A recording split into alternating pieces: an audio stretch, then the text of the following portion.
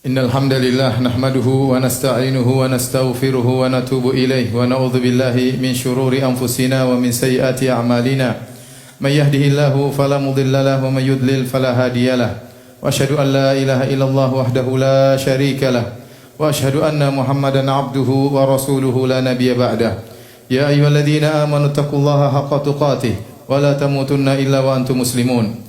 يا أيها الناس اتقوا ربكم الذي خلقكم من نفس واحدة وخلق منها زوجها وبث منهما رجالا كثيرا ونساء واتقوا الله الذي تساءلون به والأرحام إن الله كان عليكم رقيبا يا أيها الذين آمنوا اتقوا الله وقولوا قولا سديدا يصلح لكم أعمالكم ويغفر لكم ذنوبكم ومن يطع الله ورسوله فقد فاز فوزا عظيما أما بعد فإن أصدق الحديث كتاب الله وخير الهدى هدى محمد صلى الله عليه وسلم وشر الأمور محدثاتها وكل محدثة بدعة وكل بدعة ضلالة وكل ضلالة في النار. معاشر المسلمين أوصيكم ونفسي بتقوى الله فقد فاز المتقون. Aisyah radhiyallahu taala anha meriwayatkan dari Nabi sallallahu alaihi wasallam sebagaimana diriwayatkan oleh Ibnu Hibban dalam sahihnya bahwasanya Rasulullah SAW bersabda, "Innamal a'malu bil khawatim." Sungguhnya amalan tergantung dari akhirnya. Demikian juga Al-Imam Ahmad meriwayatkan dalam musnadnya dari Sahal bin Sa'ad radhiyallahu taala anhu bahwasanya Rasulullah SAW bersabda, "Inna rajula la ya'malu bi amali ahli jannah wa innahu la min ahli nar." Sungguhnya seseorang beramal dengan amalan penghuni surga padahal dia sungguhnya adalah penghuni neraka jahanam.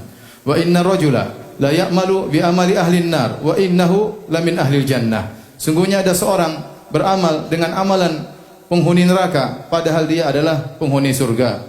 Kemudian kata Nabi sallallahu alaihi wasallam, wa innamal a'malu bil khawatim. Sungguhnya amalan tergantung daripada akhir seseorang.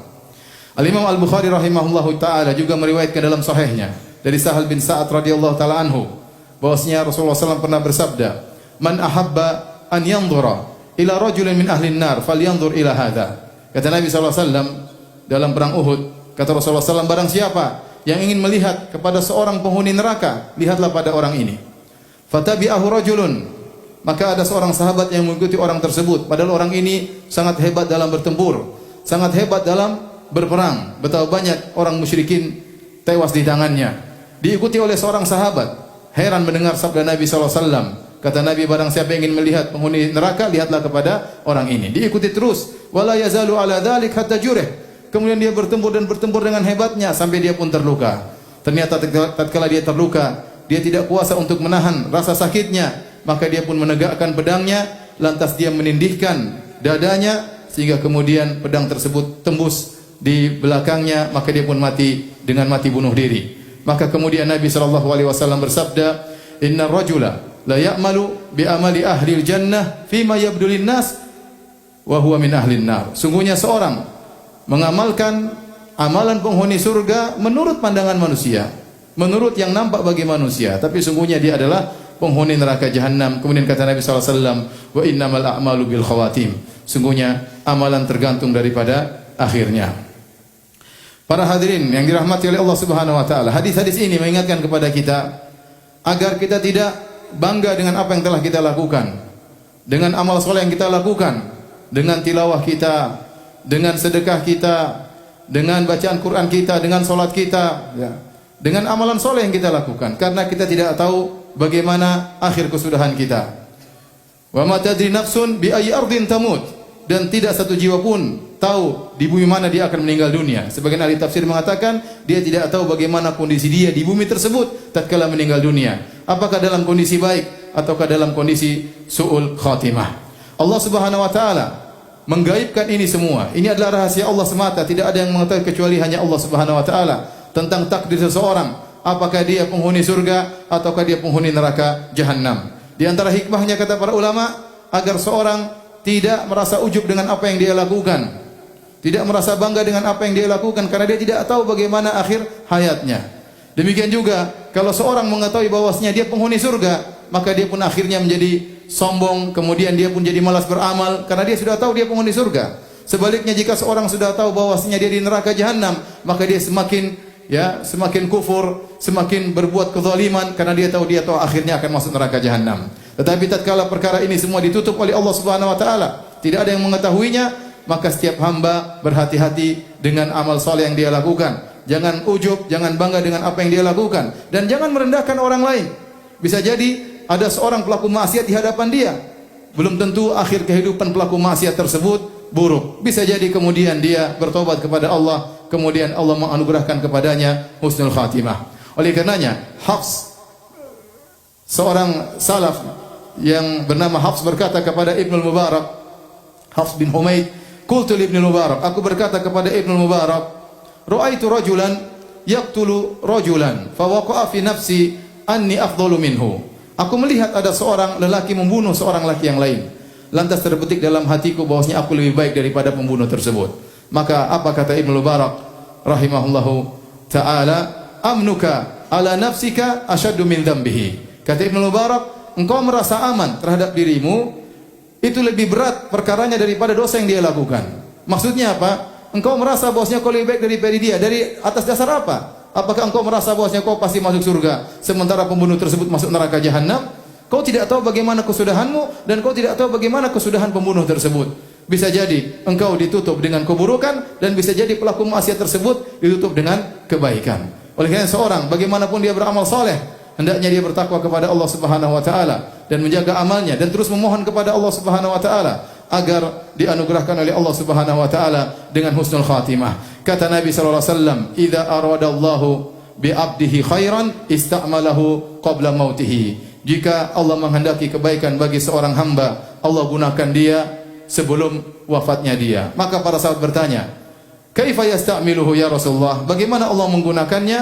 Maksudnya itu menggunakan dia dalam amal saleh. Kata Nabi sallallahu alaihi wasallam, "Yuwaffiquhu bi amalin saleh qabla mautihi, ya thumma yaqbiduhu alaihi." Yaitu Allah membuat dia bermudah-mudah untuk melaksanakan amal saleh sebelum dia meninggal dunia, kemudian Allah mencabut nyawanya dalam kondisi husnul khatimah.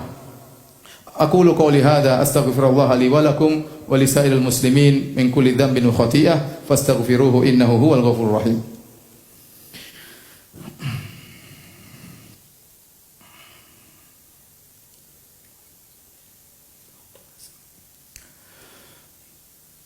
Alhamdulillahi ala ihsani wa syukru lahu ala taufiqihi wa amtinani wa asyhadu an la ilaha illallah wahdahu la syarika lahu ta'ziman li sya'ni wa asyhadu anna Muhammadan abduhu wa rasuluhu da'ila ridwani. Allahumma salli alaihi wa ala alihi wa ashabi wa ikhwani.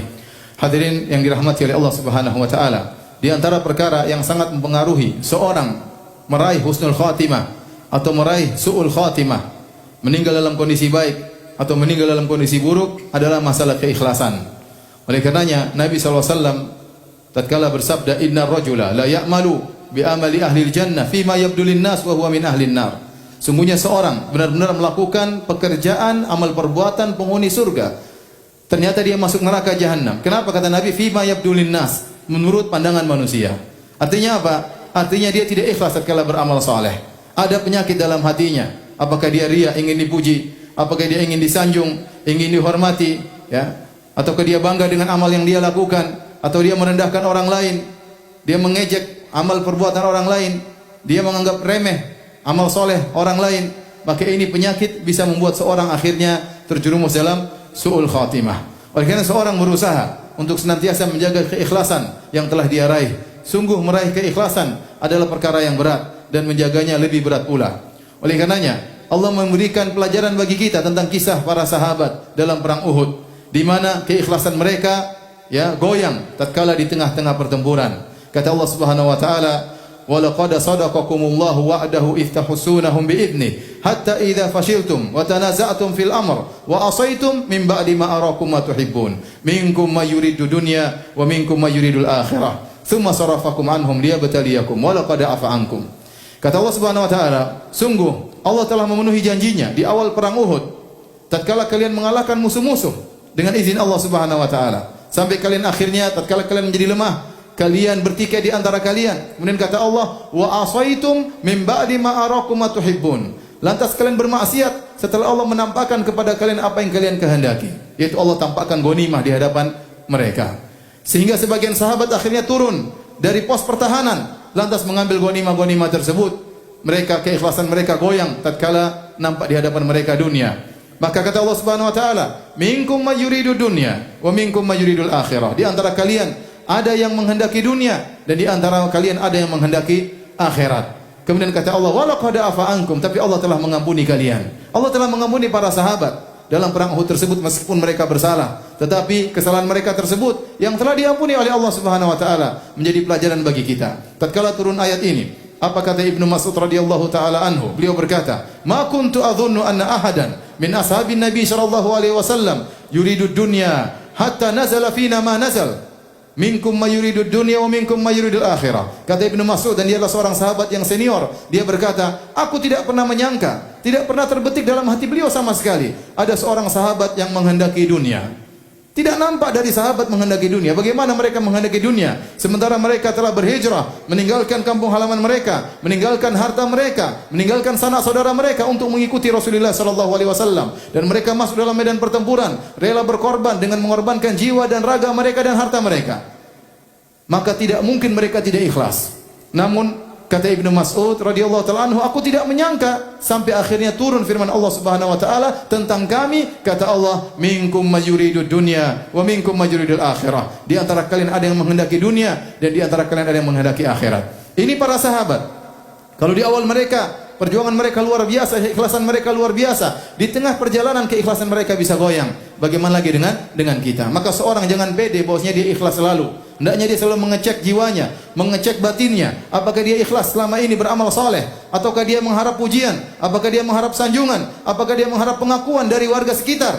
Ataukah dia beramal saleh karena Allah Subhanahu wa taala? Maka barang siapa yang ternyata niatnya tidak beres, maka ini bisa menjadi penyebab seorang akhirnya meraih su'ul khatimah sebagaimana dikabarkan oleh Nabi sallallahu alaihi wasallam. Oleh karena seorang berusaha untuk terus ikhlas dan berusaha menjauhkan niatnya dari perkara-perkara dunia. Dan perkara dunia itu banyak, ya, perkara dunia itu banyak, ya. Di antaranya ingin harta, ya, di antaranya ingin dinomorsatukan, di antaranya ingin diagungkan, di antaranya ingin disanjung, di antaranya ingin dipuji dan yang lainnya. Ini semua adalah perusak keikhlasan, dan ini di antara salah satu sebab seorang bisa akhirnya terjerumus dalam su'ul khatimah wal iyadu billah. Inna Allaha malaikatahu yusalluna 'alan nabi ya ayyuhalladzina amanu sallu 'alaihi wa sallimu taslima. Allahumma salli 'ala Muhammad wa 'ala ali Muhammad kama sallaita 'ala Ibrahim wa 'ala ali Ibrahim innaka Hamidum Majid. Wa barik 'ala Muhammad wa 'ala ali Muhammad kama barakta 'ala Ibrahim wa 'ala ali Ibrahim innaka Hamidum Majid. Allahumma ighfiril muslimina wal muslimat wal mu'minina wal mu'minat al ahya'i minhum wal amwat innaka sami'un